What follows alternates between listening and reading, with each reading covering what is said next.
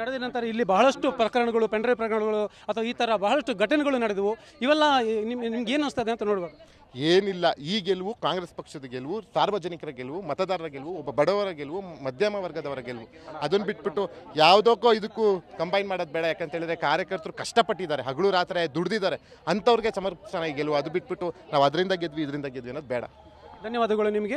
ಇದು ಕಾರ್ಯಕರ್ತರ ಗೆಲುವು, ನಮ್ಮ ಇಡೀ ಪಕ್ಷದ ಕಾರ್ಯಕರ್ತರ ಗೆಲುವು ಅನ್ನೋದನ್ನು ಬಹಳ ಸ್ಪಷ್ಟವಾಗಿ ಶೇಷ್ ಪಾಟೀಲ್ ಅವರು ಹೇಳ್ತಾರೆ. ಕ್ಯಾಮರಾಮನ್ ಮಹೇಶ್ ಜೊತೆ ಗೋಪಾಲ್ ಸೋಮಯ್ಯ, TV9 ಕೊಡಗು. ನಡೆದ ನಂತರ ಇಲ್ಲಿ ಬಹಳಷ್ಟು ಪ್ರಕರಣಗಳು, ಪೆಂಡ್ರೈವ್ ಪ್ರಕರಣಗಳು ಅಥವಾ ಈ ಥರ ಬಹಳಷ್ಟು ಘಟನೆಗಳು ನಡೆದವು. ಇವೆಲ್ಲ ನಿಮ್ಗೆ ಏನು ಅನಿಸ್ತದೆ ಅಂತ ನೋಡ್ಬೇಕು. ಏನಿಲ್ಲ, ಈ ಗೆಲುವು ಕಾಂಗ್ರೆಸ್ ಪಕ್ಷದ ಗೆಲುವು, ಸಾರ್ವಜನಿಕರ ಗೆಲುವು, ಮತದಾರರ ಗೆಲುವು, ಒಬ್ಬ ಬಡವರ ಗೆಲುವು, ಮಧ್ಯಮ ವರ್ಗದವರ ಗೆಲುವು. ಅದನ್ನು ಬಿಟ್ಬಿಟ್ಟು ಯಾವುದಕ್ಕೋ ಇದಕ್ಕೂ ಕಂಬೈನ್ ಮಾಡೋದು ಬೇಡ. ಯಾಕಂತ ಹೇಳಿದ್ರೆ ಕಾರ್ಯಕರ್ತರು ಕಷ್ಟಪಟ್ಟಿದ್ದಾರೆ, ಹಗಲು ರಾತ್ರಿ ದುಡಿದಿದ್ದಾರೆ, ಅಂಥವ್ರಿಗೆ ಸಮರ್ಪಣೆ ಗೆಲುವು. ಅದು ಬಿಟ್ಬಿಟ್ಟು ನಾವು ಅದರಿಂದ ಗೆದ್ವಿ ಇದರಿಂದ ಗೆದ್ವಿ ಅನ್ನೋದು ಬೇಡ. ಧನ್ಯವಾದಗಳು ನಿಮಗೆ.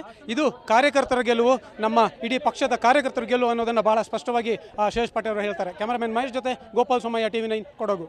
ನಡೆದ ನಂತರ ಇಲ್ಲಿ ಬಹಳಷ್ಟು ಪ್ರಕರಣಗಳು, ಪೆಂಡ್ರೈವ್ ಪ್ರಕರಣಗಳು ಅಥವಾ ಈ ಥರ ಬಹಳಷ್ಟು ಘಟನೆಗಳು ನಡೆದವು. ಇವೆಲ್ಲ ನಿಮ್ಗೆ ಏನು ಅನಿಸ್ತದೆ ಅಂತ ನೋಡ್ಬೇಕು.